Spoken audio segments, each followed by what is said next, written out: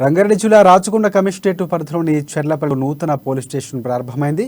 ఇక ఈ పిఎస్ను హోమ్ మినిస్టర్ మహమూద్ అలీ, మంత్రి మల్లారెడ్డి ప్రారంభించారు. ఈ కార్యక్రమంలో Uppal MLA Bhethi Subhash Reddy, Rachakonda commissioner DS Chauhan, DCP Janaki, ACP Venkatreddy, సిఐఎస్ఐలు తదితరులు పాల్గొన్నారు.